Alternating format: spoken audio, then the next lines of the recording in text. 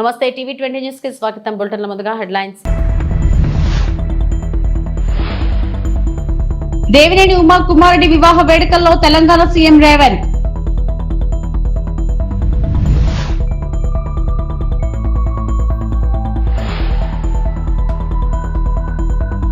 సింహాచలం ఘటన దురదృష్టకరం, హోంమంత్రి అనిత.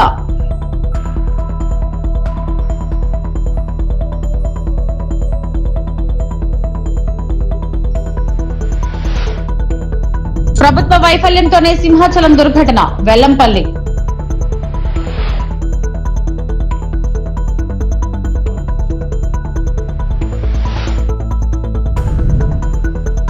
యాదగిరిగుట్ట శ్రీ లక్ష్మీనరసింహస్వామి సేవలో రాజేంద్ర ప్రసాద్.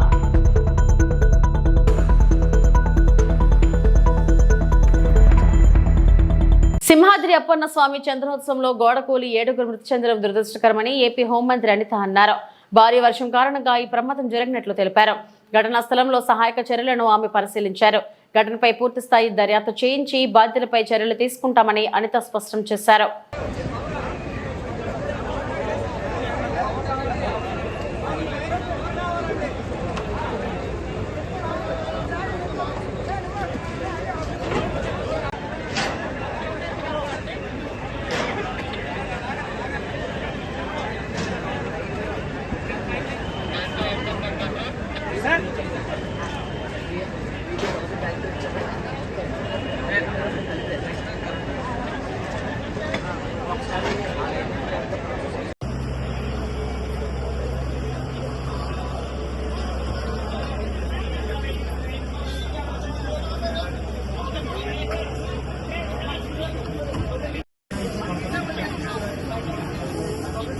నిజరూప దర్శనం రోజున ఎర్లీ మార్నింగ్ మనకి 2:33 మధ్యలోనే ఇన్సిడెంట్ అనేది జరిగింది. యాక్చువల్గా ఇన్సిడెంట్ కూడా 2 o'clock చాలా హెవీ రెయిన్ ఒకటి స్టార్ట్ అయింది. అందరికీ తెలుసు, చాలా పెద్ద గాలి దుమారంతో చాలా ఉరుములు మెరుపులతో కూడిన భారీ వర్షం అయితే వచ్చింది. ప్రాథమిక నివేదిక ప్రకారం వర్షం ఏదైతే వచ్చిందో వాటర్ అంతా కూడా ఆ లూజ్ సాయిల్ వాటర్ అంతా కూడా కొంచెం లోపల దిగి ఆ గోడ కూలింది అన్నది ఒక ప్రాథమిక సమాచారం ప్రకారం వచ్చిన నివేదిక. ఇంకా కూలంకషంగా మా వాళ్ళందరూ కూడా సార్ ఎంక్వైరీ చేస్తున్నారు. అట్ ద సేమ్ టైం అక్కడ 300 రూపీస్ క్యూ లైన్ ఉంది. ఆ క్యూ లైన్ అక్కడ జస్ట్ కరువు ఉంటుంది అనమాట. అంతవరకు అంత హెవీ క్రౌడ్ కూడా లేరు. ఫస్ట్ కరువు మూలాన ఒక జస్ట్ కొంచెం క్రౌడ్ అక్కడ ఉన్నారు.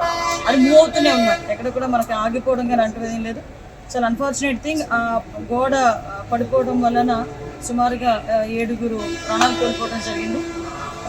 అందులో 4 పురుషులు ఉన్నారు, 3 స్త్రీలు ఉన్నారు. ఇంకా మిగతా రెస్క్యూ ఆపరేషన్స్ కూడా జరుగుతున్నాయి. ఈ సంఘటన జరిగినది అని తెలిసిన వెంటనే ఇమీడియట్గా ఎస్డిఆర్ఎఫ్ బృందాలు, ఫైర్ డిపార్ట్మెంట్, పోలీస్ డిపార్ట్మెంట్, అదేవిధంగా ఇక్కడ పనిచేస్తున్న వాలంటీర్స్ చిన్నపిల్లలైనా వాళ్ళకి చేతులైతే దండం పెట్టాలి. నిజంగా వాలంటీర్స్ అయితే ఇమీడియట్గా కొంతమందిని బయటకు తీసుకొచ్చి అప్పటికప్పుడు హాస్పిటల్ కూడా తరలించారు. ఎన్డీఆర్ఎఫ్ టీం కూడా ఆన్బోర్డ్ అయింది. ఎన్డీఆర్ఎఫ్ టీములు 2, ఎస్డిఆర్ఎఫ్ టీంలో ఒక 2, fire department and police department అందరూ కలిసి రెస్క్యూ ఆపరేషన్స్ కూడా చేస్తున్నారు. మొత్తం అంతా క్లియర్ చేస్తున్నారు అందరూ కూడా.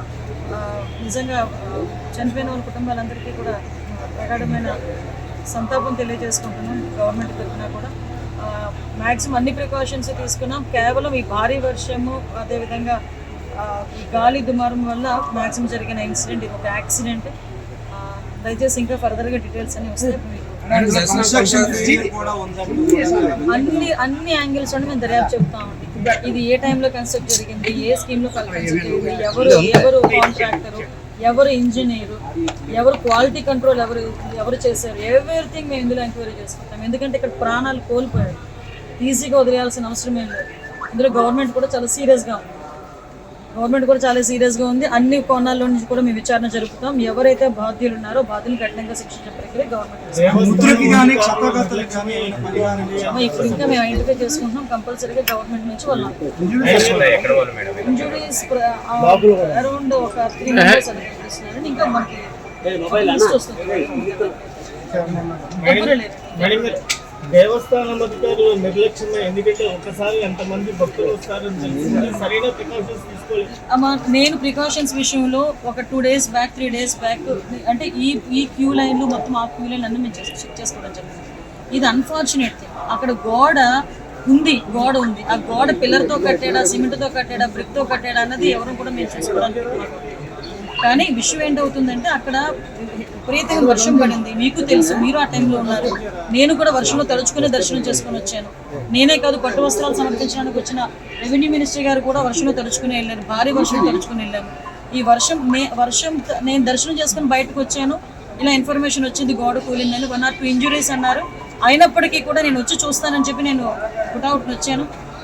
అప్పటి నుంచి ఇప్పటి వరకు మేము ఇక్కడే ఉండడం జరిగింది. అంటే ఎక్కడ కూడా రెస్క్యూ ఆపరేషన్స్లో కానీ నిర్లక్ష్యం వహించడం కానీ ఎక్కడ కూడా నేను చేయలేదు. ఇమీడియట్గా క్షతగాతులు ఎవరైతే ఉన్నారో వాళ్ళందరినీ కూడా హాస్పిటల్కి తీసుకెళ్ళి మేము పంపించడం జరిగింది.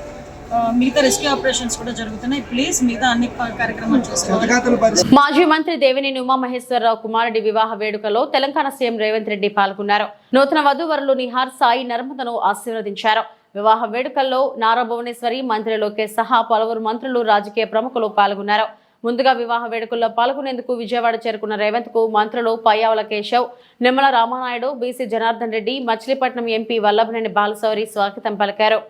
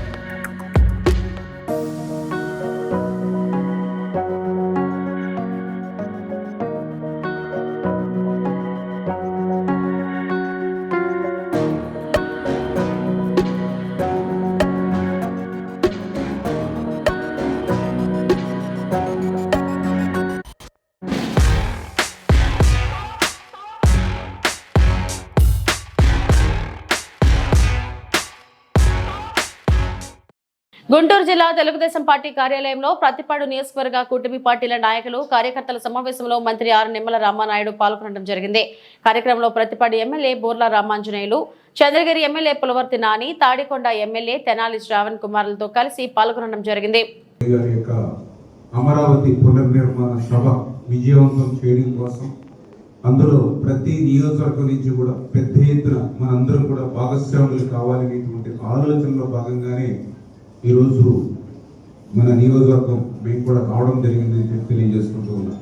ఆ రోజు 2014 సంవత్సరంలో ఎవరు ఊహించినటువంటి స్థితిలో ఆ రోజు రాష్ట్ర విభజన జరిగినటువంటి పరిస్థితులు, కనీసం ఆంధ్రప్రదేశ్ రాష్ట్రానికి రాజధాని ఎక్కడుందో కూడా చెప్పకుండా విభజన జరిగినటువంటి స్థితిలో రాష్ట్రాన్ని విభజిస్తే నీటి సమస్యలు ఏ రకంగా సాగు రంగంలో వస్తాయనేటువంటి విషయాల మీద కూడా కనీసం ఆలోచన కూడా చేయకుండా ఆ రోజు రాష్ట్రాన్ని విభజన చేసినటువంటి పరిస్థితుల్లో ఆ రోజు రాష్ట్రం ఏకమొత్తంగా ఇటువంటి విపత్కరమైనటువంటి పరిస్థితుల్లో చంద్రబాబు నాయుడు గారి లాంటి ఒక పరిపాలన దక్షత, ఒక అనుభవజ్ఞుడైనటువంటి వ్యక్తి రాష్ట్రానికి అవసరమని చెప్పి ఆ రోజు 2014లో చంద్రబాబు నాయుడు గారిని ముఖ్యమంత్రిగా మనందరం కూడా గెలిపించుకోవడం జరిగింది. ప్రపంచ చరిత్రలో ఎక్కడా లేనిటువంటి విధంగా, ఎందుకంటే ఆ రోజు ఒక్క మాట మీద 33,000 ఎకరాలు, ఒక చిన్న లాఠీ చార్జీ లేకుండా, చిన్న పోలీస్ ఇన్ఫ్లుయెన్స్ లేకుండా మరి ఇలా పెద్ద ఎత్తున రాజధానికి రైతులు తమ విలువైనటువంటి భూములు త్యాగం చేసి ఇచ్చారని అంటే అది చంద్రబాబు నాయుడు గారి మీద నమ్మకం, ఆయన మీద ఉన్నటువంటి విశ్వాసం. ఆ రోజు నేను కూడా అసెంబ్లీలో ఉన్నాం 14-19లో. రాజధానికి కనీసం 30,000 ఎకరాలు పైబడి ఉండాలని అసెంబ్లీ సాక్షిగా ఆ రోజు జగన్మోహన్ రెడ్డి చెప్పినటువంటి పరిస్థితి ప్రతిపక్షంలో. ఆయన గాని, ఆయన దగ్గర ఉన్నటువంటి నాయకులు గాని అందరూ కూడా చెప్పారు పదే పదే, జగన్మోహన్ రెడ్డి మగోడు, అందుకే రాజధానిలో ఇల్లు కట్టుకున్నాడు, ఒక్క అంగులు కూడా అమరావతి కదలదు అని చెప్పి ఆ రోజు 2019 ఎన్నికల ముందు మనందరినీ కూడా నమ్మించి మోసం దగా ఏ రకంగా అధికారంలో వచ్చాక చేశాడో మేము గుర్తు చేసుకోవాలన్నటువంటి పరిస్థితి ఉంది. అమరావతి కాదు 3 ముక్కలు అన్నాడు. కొన్ని 3 ముక్కలైనా ఎక్కడ ఒక ఇటు ముక్క పెట్టాడంటే అది లేదు, అమరావతి లేదు, అటు 3 ముక్కలు లేవు.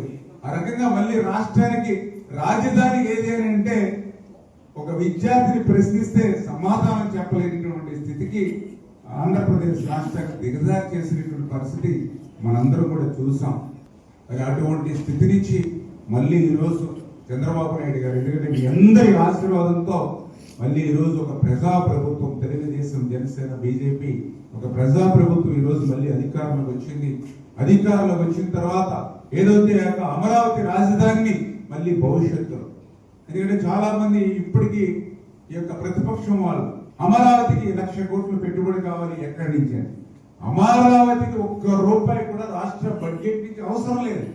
అమరావతి ఒక సెల్ఫ్ ఫైనాన్స్ ప్రాజెక్ట్. అది అమరావతి నుంచే 1,00,000 కోట్లు ఆంధ్రప్రదేశ్ రాష్ట్రానికి వస్తాయి అన్నటువంటి విషయం తెలిసి కూడా ప్రజలను ఏమార్చి మళ్ళీ మోసం దాగా చేయడానికి, అంటే ఒక్క అబద్ధాన్ని 100 సార్లు చెప్తే అది నిజమవుతుంది అనేటువంటి ఆలోచనతో ఉన్నటువంటి జగన్మోహన్ రెడ్డి ఆయన మొట నిత్యం చేసేటువంటి పని. మరి అటువంటి అమరావతి రాజధాని మళ్ళీ పునర్నిర్మాణం మరి రేపు నరేంద్ర మోడీ గారి మరి చేతుల మీదకి పునర్నిర్మాణం ఏదైతే ప్రారంభిస్తున్నారో దాంట్లో ఖచ్చితంగా మనందరం కూడా మన కుటుంబ సభ్యులతో మనందరం కూడా భాగస్వాములు అవ్వాలి. పిసిసి రాష్ట్ర అధ్యక్షురాలు షర్మిలను పోలీసులు గృహ నిర్బంధం చేశారు. మే 2న ప్రధాని మోడీ అమరావతి పర్యటన నేపథ్యంలో ఉద్గండ రాయనిపాలెంలో 2015లో ప్రధాని మోడీ శంకుస్థాపన చేసిన ప్రాంతంలో పర్యటిస్తారని షర్మిల ప్రకటించారు. అప్రమత్తమైన పోలీసులు షర్మిలను విజయవాడలోని ఆమె నివాసంలో గృహ నిర్బంధం చేశారు. దీనిపై ఆగ్రహం వ్యక్తం చేసిన షర్మిల తనను ఎందుకు గృహ నిర్బంధం చేశారో చెప్పాలంటూ పోలీసులతో వాగ్వాదానికి దిగారు. తనను వెళ్లనివ్వాలంటూ ముందుకు వెళుతుండగా పోలీసులు అడ్డుకునే ప్రయత్నం చేశారు. ఈ క్రమంలో స్వల్ప తోపులాట జరిగింది.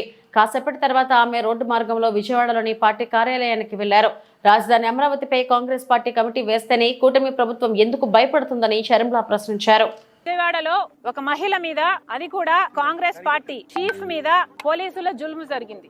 దీనికి చంద్రబాబు గారు, హోమ్ మినిస్టర్ గారు సమాధానం చెప్పాలి. ఈ జులుం మా మీద ఎందుకు జరిగింది? నన్ను హౌస్ అరెస్ట్ ఎందుకు చేయాలనుకున్నారు? 2 రోజులైంది మా పార్టీ తరఫున అమరావతి క్యాపిటల్ కమిటీ వేసుకున్నాం. మనకు రాజధాని అమరావతి కాబట్టి ఆ రాజధాని మీద యాక్షన్ ప్లాన్ ఎలా ఉండబోవాలి, అమరావతి రాజధాని మీద రీసెర్చ్ చేయడం అయితేనేమి, యాక్షన్ ప్లాన్ అయితేనేమి, పార్టీ తరఫున మేము చేయాల్సిన కార్యక్రమాలు అయితేనేమి, అడగాల్సిన ప్రశ్నలు అయితేనేమి, ఇవన్నీ చూసుకోవడానికి కాంగ్రెస్ పార్టీ అమరావతి క్యాపిటల్ కమిటీని వేసింది. ఇది 28వ తేదీన వేశాము. ఈ రోజు 30వ తేదీ. మేము ఒక కమిటీని వేసుకుంటేనే మీకింత భయం అయితే మరి మీరు ఏమి దాచిపెట్టాలని చూస్తున్నారు? ఈ రోజు కార్యక్రమము కేవలం నేను పార్టీ ఆఫీసుకు వెళ్లి అక్కడ మోడీ గారు అమరావతికి వస్తున్నారు కాబట్టి మా యాక్షన్ ప్లాన్ ఎలా ఉండాలి అని డిస్కస్ చేయడానికి నేను ఆఫీస్ కు బయలుదేరితే కూడా నన్ను హౌస్ అరెస్ట్ చేశారు. ఇది ఎక్కడి న్యాయమని అడుగుతున్నాం. ఆ తర్వాత కూడా మోడీని అడగాల్సిన ప్రశ్నలు ఏమిటి అని మా కమిటీ అధ్యయనం చేసింది కాబట్టి, రీసెర్చ్ చేసింది కాబట్టి మేము మోడీ గారిని ఏమి డిమాండ్ చేయాలనుకుంటున్నాము ఇవన్నీ కూడా నేను ఆఫీస్ కు వెళ్లబోయే మీటింగ్ లో డిస్కస్ చేద్దామని వెళ్ళబోతే ఈ రోజు నన్ను హౌస్ అరెస్ట్ చేశారు. ఏమండి, మన ఆంధ్ర రాష్ట్రంలో పబ్లిక్ ఇష్యూస్ గురించి మాట్లాడకూడదా? మీటింగ్లు పెట్టుకోకూడదా? ఏదైనా మీటింగ్లు ప్లాన్ చేస్తే హౌస్ అరెస్ట్ చేస్తారా? ఇదే కూటమి వైఖరియా? ఇలాగే ఉండబోతుందా? వ్యాన్లు పోలీసులను దించారు. మేము కాదు కదా ఇక్కడ లా అండ్ ఆర్డర్ ప్రాబ్లం సృష్టిస్తున్నది, మేము కాదు కదా ఇక్కడ ప్రజలకు అన్యాయం చేస్తున్నది. ఎవరు చేస్తున్నారు? ఒక స్పెషల్ స్టేటస్ విషయంలోనైనా, ఒక పోలవరం విషయంలోనైనా, ఒక రాజధాని విషయంలోనైనా ఎవరు అన్యాయం చేస్తున్నారండి?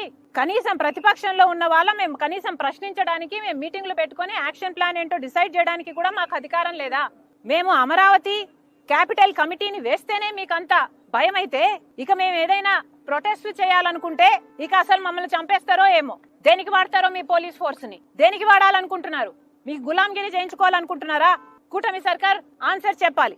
ఇది చాలా చాలా అన్యాయం. ఇంకోసారి నెవర్ డూ దిస్. మీ పోలీసులు వచ్చారు, నన్ను హౌస్ అరెస్ట్ చేశారు, ఆ క్రమంలో నా మీద చెయ్యి కూడా వేశారు. This is not right. మహిళల మీద దిస్ కెనాట్ బి టాలరేటెడ్. ఇది మీకే అవమానకరం. Never ever do this again. House arrest ఎందుకు చేస్తారండి? మాకు ఏ హక్కు లేదండి? ధర్నాలు చేసుకునే హక్కు లేదా? ప్రొటెస్ట్లు చేసే హక్కు లేదా? ప్రజల తరపున ప్రశ్నించే హక్కు లేదా? నియంతల్లా మారకండి. This is not right. మీకున్నది police force, law and order కాపాడడానికి. ఇప్పటికే మహిళల మీద జరిగే అత్యాచారాలలో ఆంధ్ర రాష్ట్రం 3వ స్థానంలో ఉంది. మీ శ్రద్ధ, మీ దృష్టి అంతా ఆడవాళ్ళని రక్షించడంలో పెట్టండి, ఆడవాళ్ళ మీద చేతులు చేసుకోవడంలో కాదు. ఇది అన్కాన్స్టిట్యూషనల్ కాదా? కాన్స్టిట్యూషన్ నాకు రైట్ ఇవ్వలేదా? నా ఇంటి నుంచి నేను బయటికి పోవడానికి పోలీసుల పర్మిషన్ కావాలా? కూటమి ప్రభుత్వం కావాలి. సింహాచలం శ్రీ వరాహలక్ష్మీ నరసింహస్వామి చంద్రోత్సవంలో పాల్గొని స్వామివారి నిజరూప దర్శనం కోసం వెళ్లిన భక్తులు 7 గోడకూలి దుర్మరణం చెందడం దురదృష్టకరమని దేవాదాయ శాఖ మాజీ మంత్రి వెల్లంపల్లి శ్రీనివాస్ అన్నారు. సింహాచలం దుర్ఘటనకు ఖచ్చితంగా ప్రభుత్వ వైఫల్యమే కారణమని హైదరాబాద్లోని తన నివాసంలో మీడియాతో మాట్లాడిన ఆయన స్పష్టం చేశారు. సింహాచలం ఆలయంలో ఏటా ఆన్వాయితీగా జరిగే చందనోత్సవాన్ని నిర్వహించడంలోనూ కూటమి ప్రభుత్వం ఘోరంగా విఫలమైందని, కూటమి పార్టీలు హిందువులను ఓటు బ్యాంకుగానే వాడుకుంటున్నాయని, దేవాలయాల సంరక్షణ వాటి అభివృద్ధితో పాటు హిందువుల మనోభావాలు కాపాడడంలో ఈ ప్రభుత్వం తీవ్ర నిర్లక్ష్యం చూపుతోందని అన్నారు. హిందువులు ఎవరైతే భక్తులు ఉన్నారో వాళ్ళకి సౌకర్యాలు కల్పించడంలో కానీ పూర్తిగా కూడా నిర్లక్ష్యం వహిస్తుంది. దీనికి ఉదాహరణగా చెప్పాలంటే మనం 2014 నుంచి 19 వరకు కనుక చూసుకుంటే ఆ రోజున ఎన్డీఏ కూటమి ప్రభుత్వం దుర్మార్గంగా కృష్ణ పుష్కరాలని చెప్పని విజయవాడ నగరంలో ఎన్ని దేవాలయాలు కూల్చేశారు. ఆ దేవతామూర్తుల్ని మున్సిపల్ కార్పొరేషన్ వ్యాన్లలో తరలించడం మనం చూసాం. మున్సిపల్ చెత్త బండుల్లో దేవుడి విగ్రహాలు తీసుకెళ్లిన పరిస్థితి 2014 నుంచి 19 టైంలో చూసాం. అలాగే గోదావరి పుష్కరాల్లో దాదాపుగా సుమారుగా 29 మంది పబ్లిసిటీ పిచ్చి కోసం 29 మంది చనిపోయడం చూశాం. ఇలా దుర్మార్గంగా కూటమి ప్రభుత్వం వచ్చిందంటే హిందూ భక్తులందరికీ కూడా చనిపోవడం అనేది ఒక ఆనవాయితీగా ఈ కూటమి ప్రభుత్వం పనిచేస్తుంది. అదేవిధంగా ఈరోజు సింహాచలంలో 7 చనిపోవడం అనేది ఇది ఎంతవరకు సమంజసం? కూటమి ప్రభుత్వం ఏం చేస్తుంది? ఏర్పాట్లు సింహాచలం దేవాలయంలో ఎందుకు ఏర్పాట్లు చేయలేదు? ఏదో చంద్రోత్సవానికి చంద్రబాబు గారు వస్తారు, పవన్ కళ్యాణ్ గారు వస్తారు, వీఐపీలు వస్తారని చెప్పని అడావుడిగా నాసు రకంతో ఒక గోడ నిర్మించారంట. అది 4 రోజుల్లో గోడ నిర్మించారంట. భక్తులు చనిపోవాల్సిన పరిస్థితి. అంటే లక్షలాది మంది భక్తులు వచ్చేటప్పుడు కనీసం నిర్మాణాలు చేపట్టే దాంట్లో క్వాలిటీ కానీ టైం కానీ చూసుకోవాల్సిన పని లేదా అంటున్నా. వీళ్ళు చంద్రోత్సవం మీటింగుల్లో చేసేది ఏంటంటే రివ్యూ మీటింగ్ ఒకసారి జరిగింది. ఆ మీటింగ్లో ఎమ్మెల్యేలు నాకు టికెట్లన్నీ, మీకు టికెట్లన్నీ, మాకు పాసులన్నీ, మాకు గౌరవం లేదని చెప్పని సాక్షాత్తు అక్కడ ఎమ్మెల్యే బండారు సత్యనారాయణమూర్తి గారు మాట్లాడారు. ఆల్రెడీ వాళ్ళు టికెట్లు పాసుల కోసం మాట్లాడారు తప్ప భక్తుల సౌకర్యాల్లో కానీ భక్తుల అక్కడ అవసరానికి కావాల్సిన పనుల్లో కానీ ఎక్కడా కూడా చొరవ చూసిన పరిస్థితి లేదు. హోమ్ మినిస్టర్ అదే జిల్లాలో ఉంటారు. అదేవిధంగా మన ఎవరో రెవెన్యూ మినిస్టర్ గారు ఉన్నారంట అక్కడ. మరి ఎండోమెంట్ మినిస్టర్ గారు వెళ్ళారో వెళ్ళలేదో తెలియదు. కనీసం అక్కడ మహిళలు చెప్తున్నారు, ఈరోజు టీవీలో చూస్తుంటే మనకు అర్థమవుతుంది, కనీసం బాత్రూమ్ సౌకర్యాలు కూడా ఏర్పాటు చేయలేదు ఈ కూటమి ప్రభుత్వం అనేది అక్కడున్న భక్తుల నుంచి వచ్చిన ఆవేదన. ఇందులో ఏదో అపచారం జరిగిందని మాత్రం మాకు అర్థమవుతుంది. డెఫినెట్ గా ఈ కూటమి ప్రభుత్వం దేవాలయాల దాంట్లో కానీ హిందూ దేవుళ్ళలో కానీ హిందూ భక్తుల్లో ఏదో అపచారం జరుగుతుందని మాత్రం అర్థమవుతుంది. ఎందుకంటే మొన్నటికి మొన్న ముక్కోటినాడు దాదాపు 4 నెలల వస్తుంది ఇంచుమించుగా. ఎప్పుడు కూడా తిరుపతి చరిత్రలో ఎప్పుడైనా తిరుపతి చరిత్రలో 6 చనిపోయిన పరిస్థితి చూసామా? 6 చనిపోయారు. దాదాపు 40 మంది పైన పడి వాళ్ళందరికీ కూడా వివిధ రకాలుగా ఇబ్బందులు పడి వాళ్ళ ప్రాణాలు ఏం కోల్పోలేదు. అది వచ్చినప్పుడు కూడా కనీసం ఈ సింహాచలం చంద్రోత్సవానికి మనం బాధ్యత తీసుకోవాలని చెప్పని కనీసం కూటమి ప్రభుత్వం చర్యలు తీసుకోకపోవడం చాలా బాధాకరం. నేను గౌరవ డిప్యూటీ సీఎం గారిని మీ ద్వారా కోరుకుంటున్నాను, జరగని అపచారానికి మీరు దీక్షలు చేశారు, చాలా బాగానే ఉంది పని, దీక్షలు చేశారు. అది జరిగిందా జరగలేదో వెంకటేశ్వర స్వామి ఆ కోర్టులో తీర్పులు చెప్తాయి. కానీ ఇప్పుడు జరిగిన అపచారాలు టీటీడీలో 6 చనిపోయారు, సింహాచలంలో ఇప్పటికి 7 చనిపోయారు. ఇప్పుడు చేయాలి మీరు దీక్షలు, ఇప్పుడు చేయాలి మీరు సంప్రోక్షణలు. తెలంగాణలోని ప్రముఖ పుణ్యక్షేత్రం యాదగిరిగుట్ట శ్రీ లక్ష్మీ నరసింహస్వామి ఆలయాన్ని ప్రముఖ సినీ నటుడు రాజేంద్ర ప్రసాద్ దర్శించుకున్నారు. ఆలయ సిబ్బంది ఆయనకు స్వాగతం పలికి దర్శన ఏర్పాట్లు చేశారు. స్వామివారి సువర్ణ పుష్పార్చన పూజలో రాజేంద్ర ప్రసాద్ పాల్గొన్నారు. అనంతరం అర్చకులు వేదాశీర్వచనం చేసి తీర్థ ప్రసాదాలు అందజేశారు.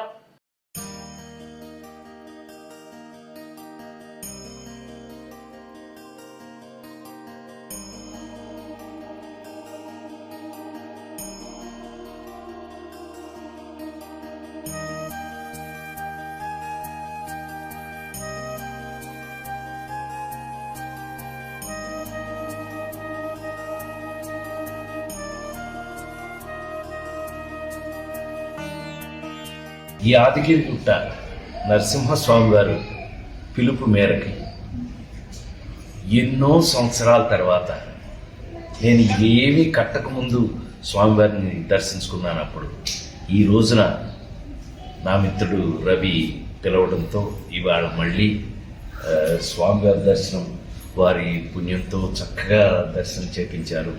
మళ్ళా నాకు పాత రోజులు గుర్తొచ్చినాయి. కానీ ఇంత గొప్పగా డెవలప్ చేసి ఇంత అద్భుతంగా ఈ ప్రాంతాన్ని తీర్చిదిద్దారు. నాకు ఎంత సంతోషం ఉందో చెప్పలేను. ఎందుకనంటే ఇది మన ఇల్లు, మన ఇంట్లో ఒక స్వామిని మనం మరి ప్రత్యేకంగా తీర్చిదిద్దుకున్నామని మన భావన నాది. మీ అందరికీ తెలుసు, తిరుమల కొండ మీద కాటేజ్ కట్టిన ఏకైక నటుడిని నేను. అది స్వామివారి భిక్ష. అలాగే ఇవాళ స్వామి కూడా ఇవాళ నన్ను పిలిచారు ఇక్కడికి. మరి ఆయన ఆదేశం ఏముంటుందో నాకు తెలియదు. ఏది ఏమైనా ఇవాళ స్వామివారి దర్శనం యాదగిరిగుట్ట మరిచిపోలేని మధురానుభూతి. అంత అద్భుతంగా తయారు చేశారు ఇక్కడ. ఈ గుడి ఇలా తయారవడానికి కారణమైన ప్రతి ఒక్కరికి కూడా నా మనఃపూర్వక నమస్కారాలు తెలియజేస్తూ నేను మళ్ళీ ఊపిరి ఉన్నంత వరకు ఇక్కడికి వచ్చి స్వామివారి సేవ చేసుకోవాలని మనస్ఫూర్తిగా కోరుకుంటున్నాను. గోవింద. రాంపచోడవరం డివిజన్ అక్రమ నాటుసారా స్థావరాలపై దాడి. దేవీపట్నం మండలం చిన్నబియ్యంపల్లి గ్రామంలో అక్రమ నాటుసారా స్థావరాలపై దాడి నిర్వహించిన దేవీపట్నం ఎస్ఐ షరీఫ్. ఈ దాడిలో నాటుసారా తయారీకి సిద్ధంగా ఉన్న పులిసిన బెల్లపు ఊట, 400 లీటర్ల దృశ్యం, నాటుసారా తయారీకి ఉపయోగించే సామాగ్రిని తగలబెట్టిన ఎస్ఐ షరీఫ్ మరియు సిబ్బంది. నాటుసారా అమ్మినా, తయారు చేసిన వారికి సహకరించిన మరియు గ్రామాల్లో బెల్ట్ షాపులు, పేకాట, కోడిపందాలు, చట్ట వ్యతిరేకమైన కార్యక్రమాలు నిర్వహించిన అట్టి వారిపై చట్టపరమైన చర్యలు తీసుకుంటామని తెలిపిన ఎస్ఐ షరీఫ్.